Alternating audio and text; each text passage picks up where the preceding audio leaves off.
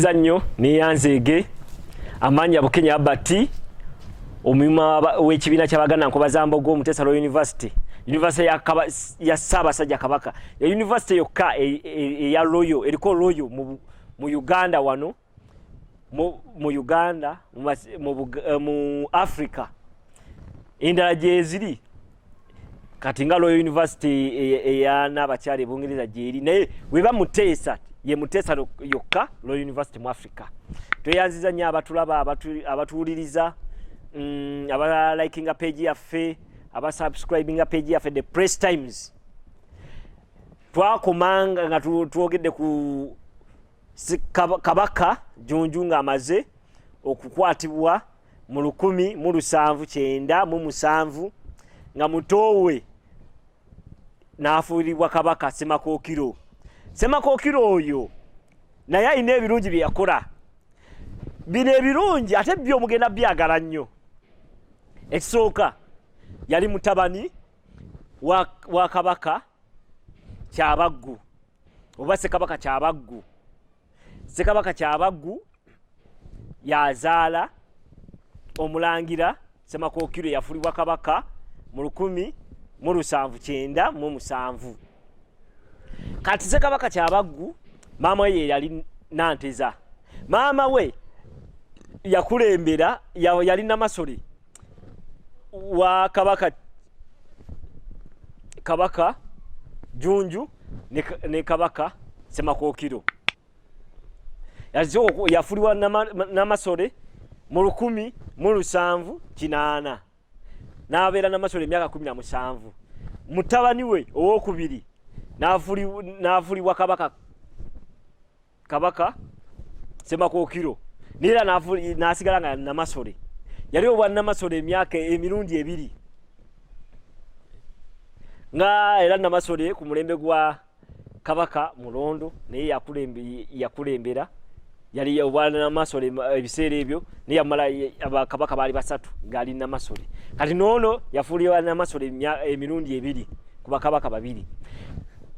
Tulabye nga Semakookiro afuuliddwa Kabaka amaze okuwaama entebe ku mukulu we era amulidde mukyala we. Olubiri lwa Ssekabaka Semakookiro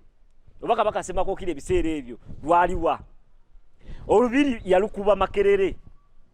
Ebiseera ebyo nga terafuulibwa Makerere. Awe wali olubiri wali main building Ivory Tower. Abonna baluminayi be Makerere mukimanye nti ebiseera ebyo mu myaka gya 1797 Ssekabaka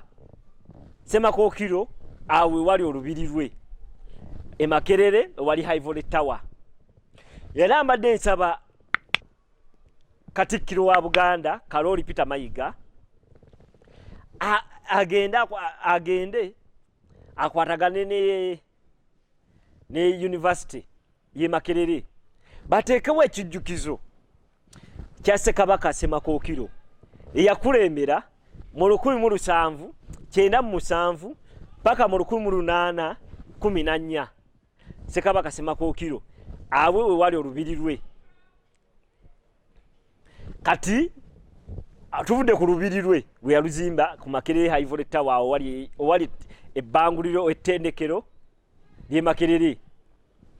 Tulaba nga Kabaka Semakookiro yajja atya ku bukulembeze n'abanyonyodde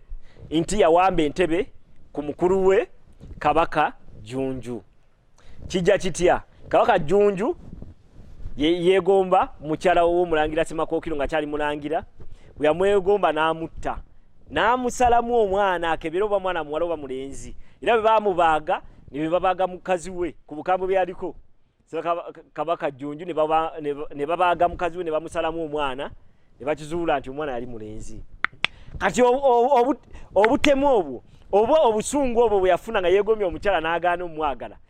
ne bamusalamu bakebe omwana gwalina muwala oba mulenzi bwe bwaleetera Kabaka oba Omulangira Semakookiro okugenda ku Namulondo kubanga yawaama entebe ya mukulu we n'akola ki n'afuuka Kabaka Semakookiro mu 1797 paka mu 1814. yakulemera naye emyaka 17 kubanga Uganda gine 14 mu 18 na gidi esatu emyaka 10 16 kati munna yese kabaka Semakookiro yakola ki yawamba muganda we yawama entebe ya muganda Namulondo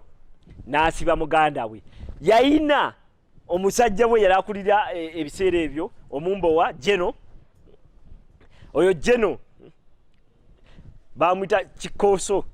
Kikonso oyo yamugamba genda osibe kabaka oyo kuba yali amaze omuwamba natakyali kabaka genda osibe omulangira Jjunju ofune omusibe tomutta genda omusibe kati oli kyakola nagamba ye no abadde kabaka ate we nagera ne musiba era ajja kudda ali obwa kabaka kyakola yattamutte kati mukumutta Jjunju namugamba nti wamusibi nagera namubuuza nti wamututtewa namututte ebusujju emalangala ginamutidde namugamba sagambye kutta mukulu wange sagambye kutta mulangira sagambye kutta muganda wange obusungu obungi Semakookiro bwe yayina n'omukono gwe yalina ne muganda wadde yali amaze okutta mukyala we yasalawo atte Jeno oyo yali akulira ejje erikuuma abasibe Kikonso nakola ki naye namutta n'abasikale abambo abe yali akoleze eki byali akulembera n'abatta natandika okutta obusungu buli obwokutta muganda we natandika okugenda nga anoonyereza nti Kikonso akoze atya natandika okunoonyereza abantu be bonna baali bamukkiririzaamu olunyiririrwe kati nabo kye baakola ne bagamba kabaka Semakookiro tukoze tutya ng'atutta nnyo tudduke nasalawo okudduka ne badduka ne bawanganguka ne bakola betwita ababunda basire ba refugee ababunzi ne bagenda nga babunda ne bagenda betwandiisa abamu ne babunda ne bagenda mu Maserengeta ga Buganda ne bava nkugambye Makerere ne bagenda Busiro ne bagenda Gomba ne bayitire Gomba paka Mawogola ne bayitire Mawogola ne bagende Mawogola paka Bunyaruguru kati mwebuuza nti Abanyaruguru bajja batya kati bali mu Kigezi area oba bayita abakiga abisaidize ebukiga abo bagana bava wano ku mulembe gwa Ssekabaka Semakookiro kubanga yali abayigganya ne bagenda Bunyaruguru ne badduka Bunyaruguru mu 1799 ne bagenda Bunyaruguru mu 1799 ne bagende Bunyaruguru kubanga bali babayita abanyampaka bagenda kubanga empaka zili z'abalemesa bagamba tigenda osibe Jjunju omusibe yamutwala Busujju yamutabusi empaka ezo mwava abanyampaka bebo Abanyaruguru abali Ekigezi era baganda banga abaganda abantu abali Bunyaruguru n'amanya batuma maganda musigale nga mumbagala sinti buli abantu abali Bukiga bakiga tuneyo baganda bafa baganda abali Bunyaruguru baganda era n'amanya bayina amanya gaffe amaganda bwano obusosoze tulekerawo okola ki okutwala obusosoze mu maaso kubanga baganda baffe bali Bunyaruguru babazaalamu abamu babazaalamu kali kugambe Bukiga abakiga tebalina gundi nnono tebalina bwakabaka kubanga mawanga magatte mulimu abaganda mulimu Abanyarwanda mulimu abaki bonna bali awo mulimu Abanyankole bonna bali awo mawanga magatte ne mulimu n'ekitundu ky'Abaganda be bayita Abanyaruguru baana baganda bawano bava wano mu 1799 nga Ssekabaka Semakookiro akoze eki abayigganya abalala bagenda ne babunda ne bafuuka abakenyi abo basanga ku lubalala lw'ennyanja ya Kyoga Lake Kyoga be bayita abakenyi bebo abali ku lubalaba lwa Lake Kyoga abalala bagenda Kenya babunda paka Kenya basangibwa Kisumu ku lubalama lwa Lake Nalubaale Ekisumu Kenya waliwo akafu ke bayita magolo malagolo akafaako mulimu abaganda okushowaza of Lake Victoria mu Kenya era nayo wali abaganda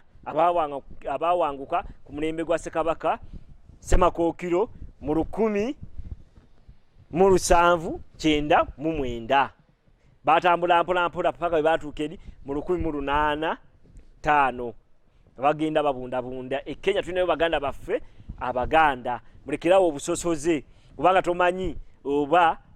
baganda oba bana Kenya naye tulinayo baganda baffe Kenya tulinayo baganda baffe wali abakenyi bali bagenyi bagenda nga bagenyi ne babayita ne bafuuka abakenyi era abamu be bali side ze Bururi awo nabo baganda bava wano ku mulembe gwa Ssekabaka Ssemakookiro ne bagenda abaluli awo bola bonna abamu abasinga baganda wali mulimu amawanga amalala Bururi eyo mulimu kati ebururi mulimu abapati abali abachwezi mulimu n'abaki abanyoro mulimu n'abaganda bava wano mulembe gwa Ssekabaka Ssemakookiro mu 1799 paka 1805 nabo bawanguka Ssekabaka Ssemakookiro bikibi yakola ebirala naye yalwana yali mutabaazi yagenda atabaala n'agaziya ngawe nabagamba nti nno bakabaka buli omu alina kyazimbye ku Buganda kati nga olaba ekitiibwa kya Buganda nti abazire ennyo abatusooka balwana nnyo mu ntalo ne bagaziya Buganda era naye yagaziya ebitundu ebimu ebyali mu Kyagwe yayongera n'abigaziya Bulemeezi ne mu Maserengeta.